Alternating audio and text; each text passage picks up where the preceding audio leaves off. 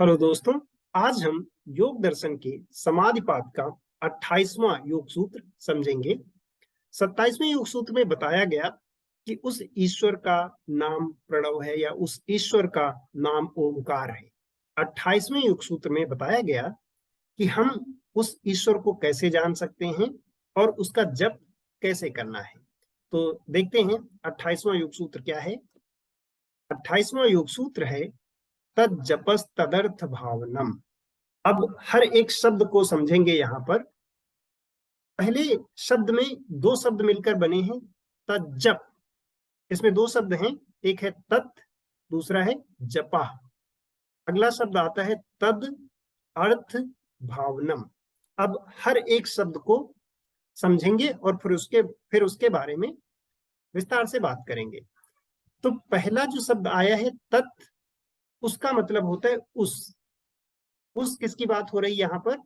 ओमकार की बात हो रही है, ईश्वर के नाम की बात हो रही है। जपा का मतलब होता है जप करना, जप करना चाहिए। तद किसके?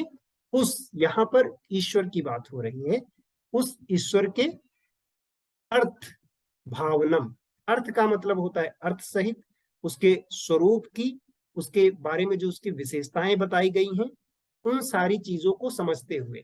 अब विशेषताओं की बात आती है तो इसमें इनको पिछले योग सूत्र में बताया गया कि ईश्वर सर्वज्ञ है, वह अद्वितीय है, वह यूनिक है, वह गुरुओं का भी गुरु है और उसकी कोई समय सीमा नहीं है, कोई एक्सपायरी डेट नहीं है, वह आदिकाल से अनंत काल तक रहेगा। तो इन सारी चीजों को समझते हुए उसके अर्थ की भावनाओं के साथ, भावनम का मतलब होता है ध्यान करना, चिंतन करना, मनन करना, उसके अर्थ को समझते हुए, उसकी विशेषताओं को समझते हुए कि ईश्वर को डिवाइन, सर्वत्र और सर्वज्ञ मानते हुए हमें उसके नाम का चिंतन करना चाहिए। और उसका नाम क्या है? ओमकार।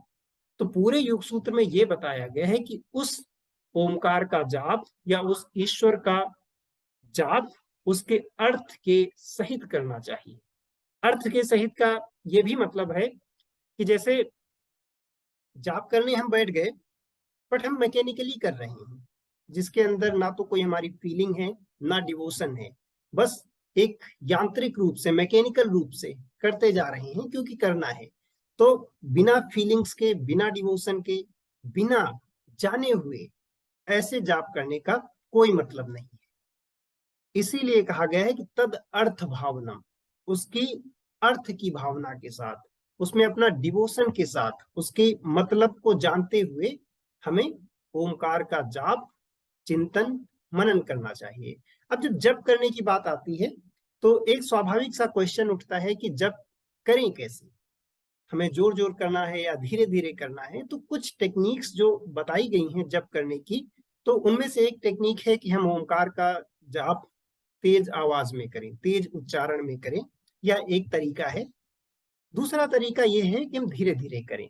अब धीरे करने का फायदा यह होता है कि हमारा कंसंट्रेशन ज्यादा बढ़ता है, हमारे विचार धीरे धीरे कम होने लगते हैं।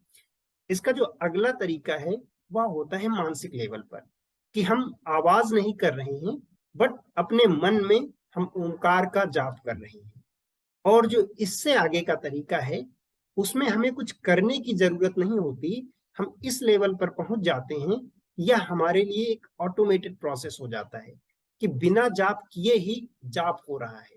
तो इसी को अजपा जप भी कहा जाता है कि जब हमारा मन पूरी तरह भगवान के चिंतन में, भगवान के मनन में रहता है तो हर समय हमारे अंदर से वो जाप चलता रहता है, जहां पर हमें एफर्ट नहीं डालना पड़ता है। तो वो एक सबसे उत्कृष्ट लेवल का जप करने का तरीका है। तो इसी को महर्षि पतंजलि ने इस योग सूत्र में बताया कि उस ईश्वर का जप, उसके अर्थ सहित, उसकी भावनाओं के साथ, उसकी विशेषताओं को समझते हुए लगातार हमें उसका चिंतन करना चाहिए।